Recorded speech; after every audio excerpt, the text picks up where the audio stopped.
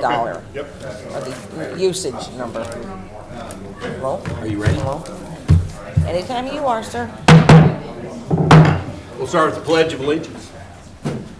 Allegiance to the flag of the United States of America and to the republic for which it stands, one nation, under God, indivisible, with liberty and justice for all.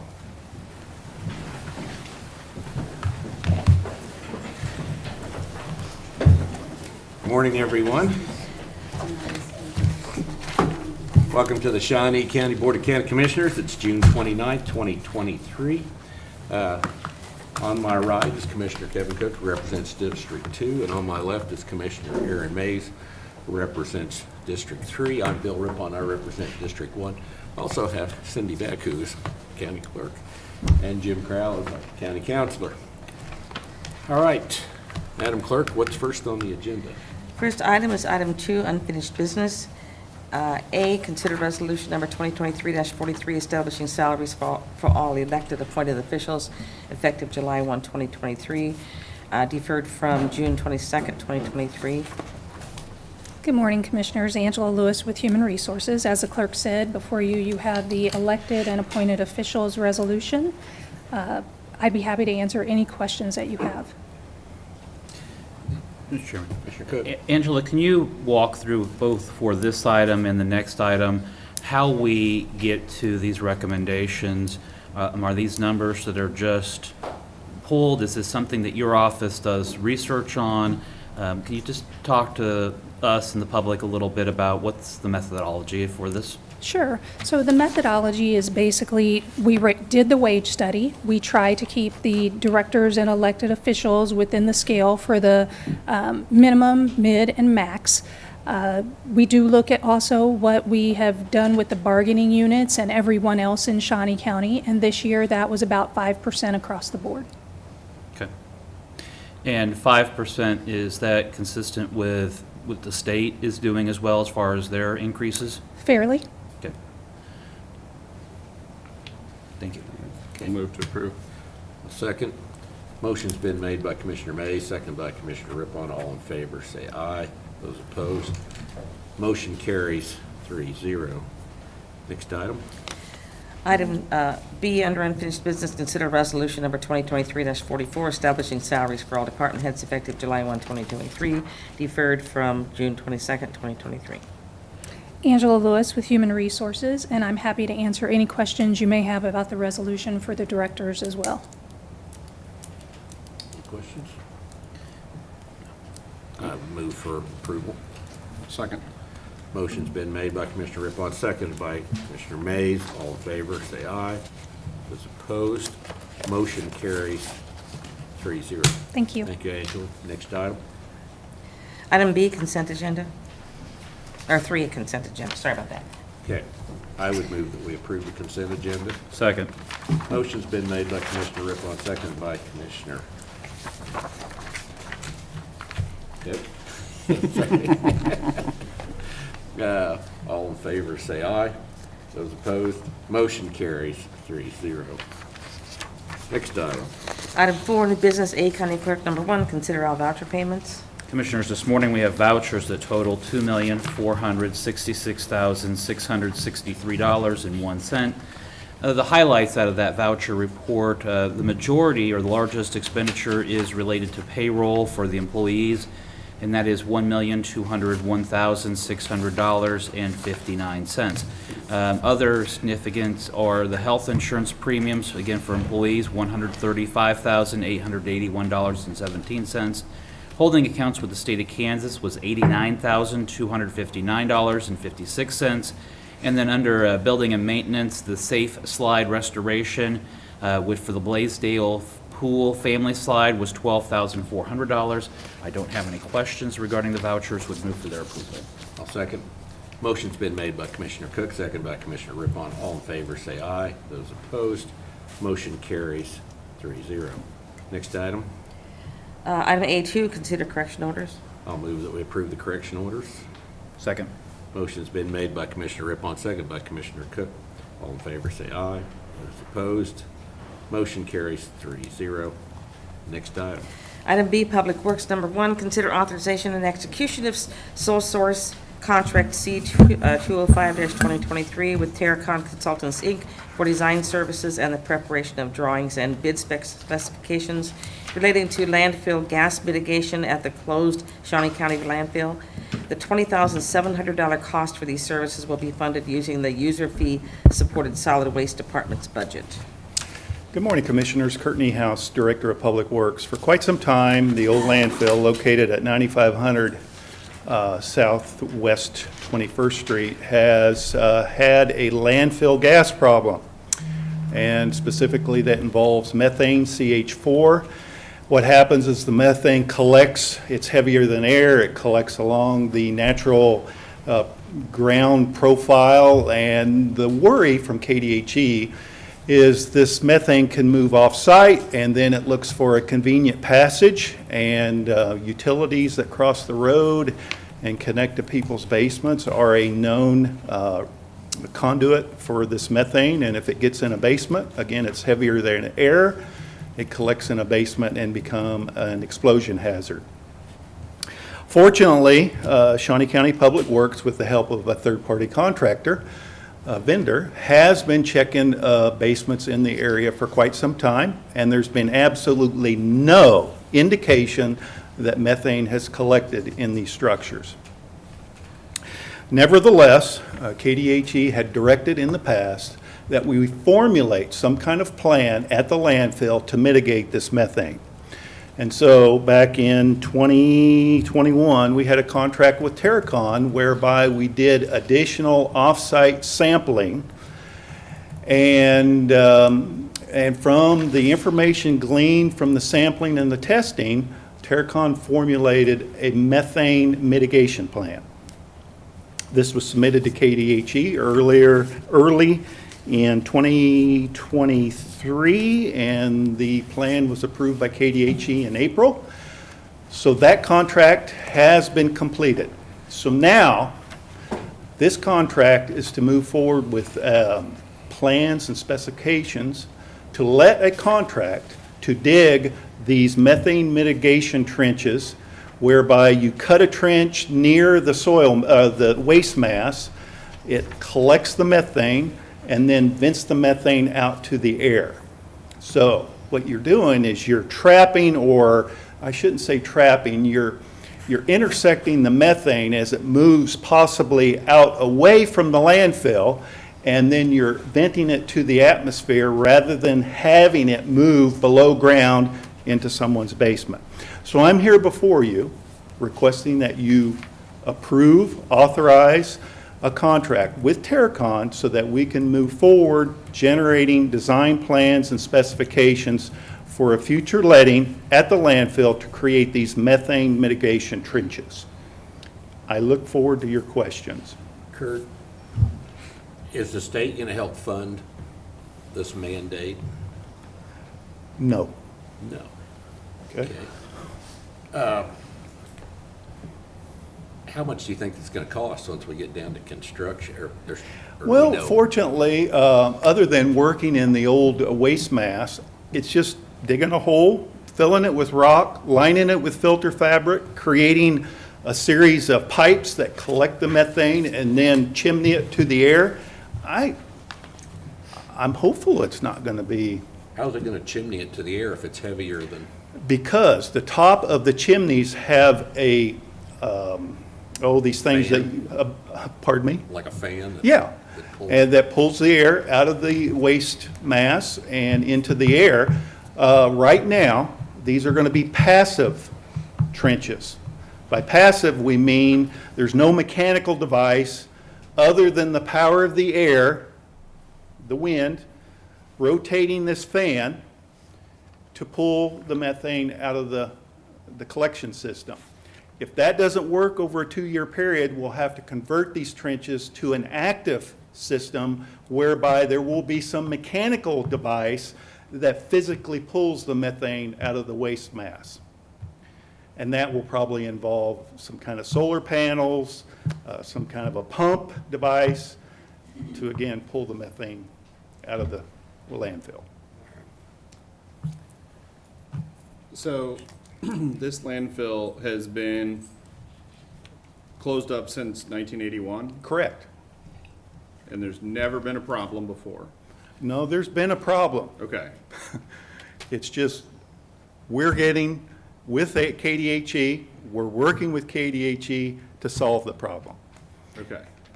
It has gotten to the point with KDHE that they want the problem solved. Mr. Chairman? Yes. Kurt? Yes, just to sir. piggyback off of Commissioner Mays. Yep, This closed landfill is on 21st Street between Hope Road and Hodges Road. correct. There are residences in the neighborhood that you've mentioned that you're monitoring to make sure the methane's not getting into their basement. Correct. When you create this chimney system, releasing this methane gas into the atmosphere, how is that going to affect the landowners? Is that methane smell going to be blowing towards their homes? I don't believe there's going to be enough methane that escapes that it's going to be a problem. We already have a vent system at the landfill. Right. And it has not been a problem in that respect. That was the first question. The Okay. second question is, many landfills do methane collection, as it is a asset that can be sold by landfills. Correct? Rather than venting it into the atmosphere, have we considered whether or not we would be able to collect it or do a collection system of the methane? This landfill, as Mr. May said, is 40 years old. It's been closed 40-plus years. The decomposition in the waste mass is on the downslide. It's not on the upslide. Plus, the landfill is, from a landfill standpoint, it's very small compared to the landfill we have up north. It will not generate enough methane Okay. to justify the cost of a collection system. Okay. Okay. Again, I just want to make sure that Yeah. we've explored all opportunities, and again, I know that methane collection is a really big deal for many landfills. Yes. All right. So, all right. So we're just going to release the methane into the atmosphere, Correct. basically. I thought some people thought that was bad for the or for the climate change and that crowd, that methane was a problem with, cows burping and all that. And now we're going to release. Well, I mean, I figured think KDHE would- methane as a general is not good for the environment, but I believe that what Mr. Niehaus is saying is that it's a degree of it's a very minimal amount. We're not releasing, if we were releasing large masses amount of methane, I'm sure that he would be talking to us about collection and we'd be in the methane business. Just to kind of give you, I'm sorry, Bill, to interrupt, just to give you kind of a perspective, between the system that we're going to place at the landfill and a full-blown collection system that we have up north at Rolling Meadows, you could have a torch where you vent to the air and it's on fire. We don't even have enough methane generation out there to do a torch. So I hope that kind of puts things in perspective about what we're talking about here. And it's producing less methane all the time. Yes. Does the methane that's been produced, does it ever leave? I mean, does it? Again, it can migrate through the ground Through the ground. off-site. And when we did the additional off-site sampling, there were indications of certain locations where methane was leaving the boundaries of the landfill. But again, we've checked all the homes in the area, and no homes are at risk. Well, I'll move for approval of the contract. I guess we have to. I'll second. Motion's been made by Commissioner Cook, seconded by Commissioner Rippon. All in favor, say aye. Those opposed, motion carries 3-0. Thank you. Thank you, Kurt. Next item.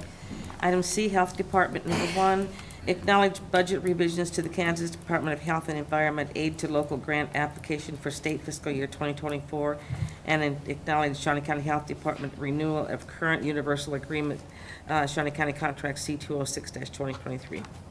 Good morning, Commissioners. Teresa Fisher, Director with the Health Department. I would like to make one amendment to this request. I am asking to approve the notice of grant awards for all the awards, but I am asking to hold specific contract attachment number 5 until further review is done by our legal department and KDHE. With that, this is just a request to accept the grants that we did apply. There's a breakdown of what we requested versus what we were awarded. You'll notice that some of them have a positive variance, some have a negative, and some are flat funded. And with that, I'm happy to answer any questions you might have. I don't have any. I would move for approval as amended request. Second.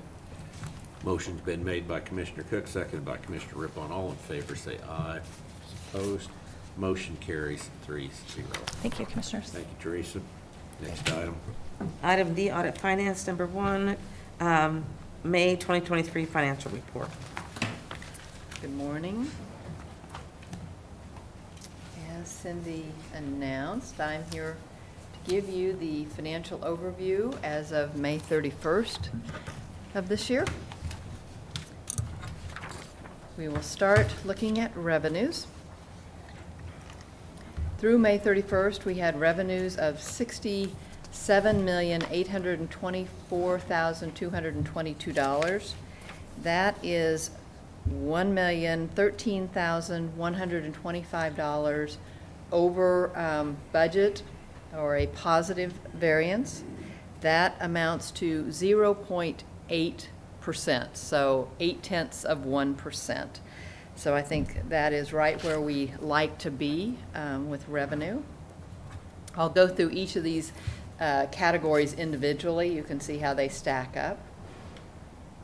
The first category is property tax. We received $57,166,383. This, we did not receive a distribution in May, so we will receive our next distribution in June, which will be a large one because that will be primarily most of our second half taxes. This is $780,000 under budget. Next category, other tax revenue. We received $4,246,859. That is $336,000 under budget, and most of that is in special assessments. So you can see we've had some delinquent taxes, a little higher delinquent taxes this year than we had budgeted. Next, charges for services. We received $2,399,482. That is $366,000 under budget, and that is primarily in register of deeds fees from mostly property sales or property registrations. And our last category is other revenue, $4,011,498. You can see that is way over budget. It is over budget by $2,495,000, and that is investment income. As we've talked all year, the interest rates at the time we set the budget last year were very low, and they have been increasing all year. I think at some point that will level off, but for right now they have been increasing. So this shows our pie chart of our revenue. 84% of our revenue is from property taxes, other taxes 6%, charges for services 4%, and other revenue of 6%. Now we'll go to the expenditure side.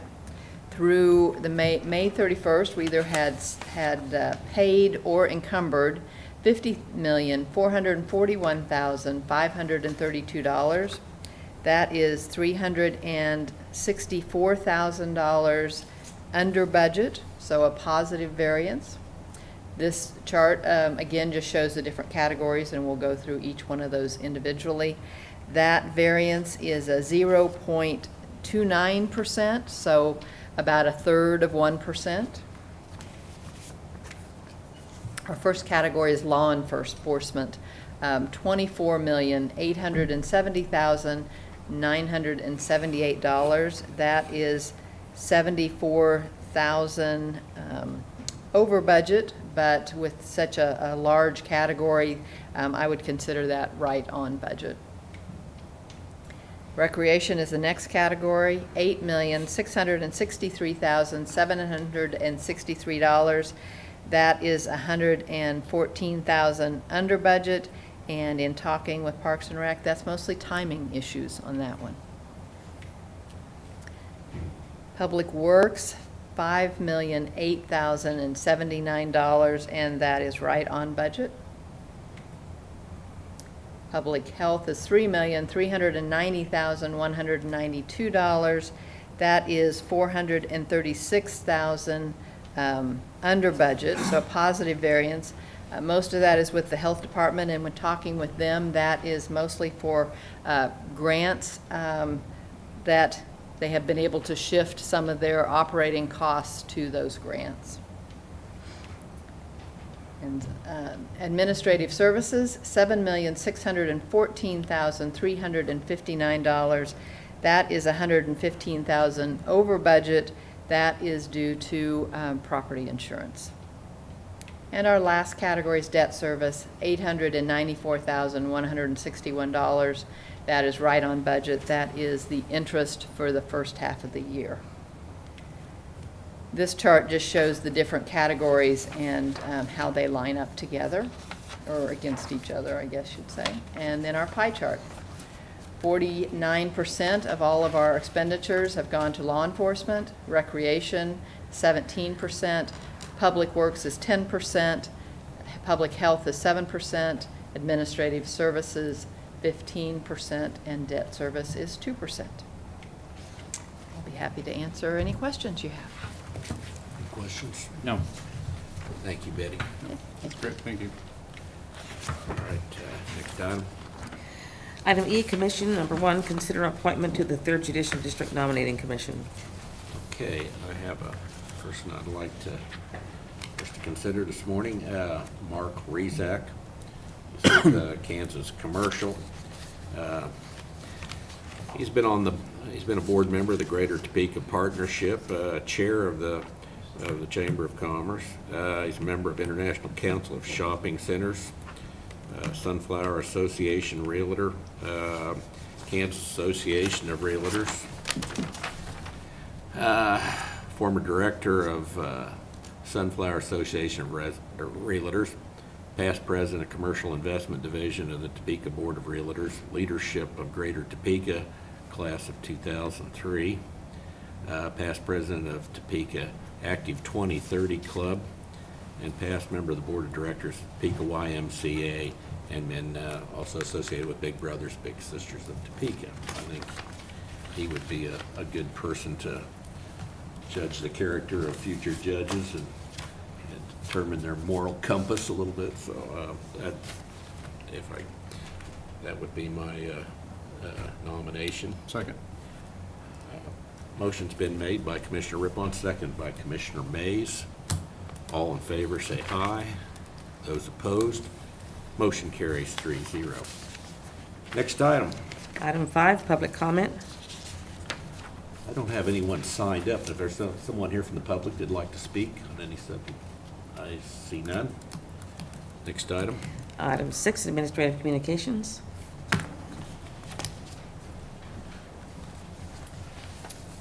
Betty Greiner, Director of Administrative Services. Well, it is time to begin the public portion of our 2024 budget process. Budget hearings will start on Monday, July 3rd, and run through July 11th. Monday the 3rd, we will have budget hearings all morning. Wednesday, July 5th, we will also have budget hearings in the morning. Thursday, July 6th, we will have budget hearings in the afternoons. Monday, July 10th will be in the morning, take a break, and then from 1 to 2:30. And then on Tuesday, the 11th, in the morning. So those will be live streamed. They will also be recorded if the public wants to go back and listen to those. We will also then, beginning July the 17th, we will have our, begin having our discussions on the capital improvement plan for the county for the next 5 years. And then July 31st, we will start the discussions, the budget discussions on an individual departmental level, just to work towards a preliminary proposed budget. Then on August the 20th, we will have the public hearing on the 2024 budget at 5:30 in the evening. So, thank you. Can't wait.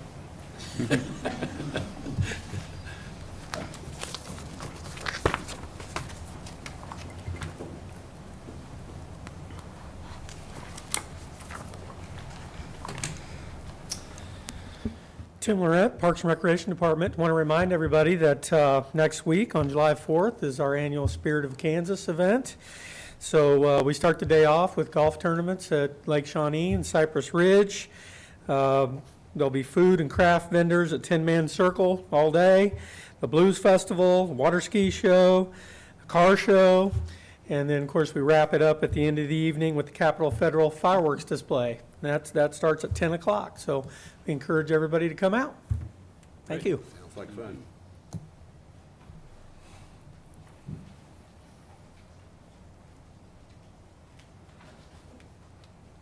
Morning, Commissioners. Nelson Castile, Emergency Management. With what Tim just briefed us on, it's not supposed to be as hot next week. Should be in the 90s instead of whatever 3-digit they've come up with today. We would just want people, before you go out there and engage in activities this weekend during the holiday weekend, be sure to have a way to keep hydrated, preferably with non-alcoholic, non-caffeinated, thank you, Kurt, liquids. Dress appropriately in some light clothing, get in the air conditioning when you can, take breaks, be in the shade. Ready.gov/heat has a lot of those heat preparedness things there, so be safe out there this weekend. Thank you. Thank you, Nelson.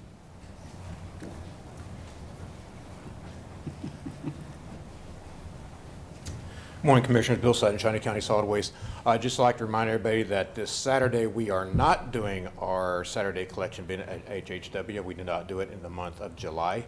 And also, we will be celebrating 4th of July next Tuesday with everybody else, so our offices will be closed, and we'll be doing our double day on Wednesday with our Tuesday and Wednesday customers. Thank you. Thank you. Anyone else? Commissioner Cook? I don't know that I have anything else. Thank you. Commissioner Mays? Well, I was asked to mention that the Sunflower State Games that are coming up, and registrations are going to be closing for several events before too long. So if you're interested in competing in the Sunflower State Games, they've got everything from powerlifting to kung fu to miniature golf to running and basketball and baseball and everything you can think of. So check out the website, sunflowergames.com, if you're interested in competing. I think they even have axe throwing this year. I think Axe and Ale is hosting an axe throwing competition. So other than that, I'm good. That's all I got. So Commissioner Mays, are you going to be in powerlifting or axe throwing? If I were going to do it, it'd probably be miniature golf.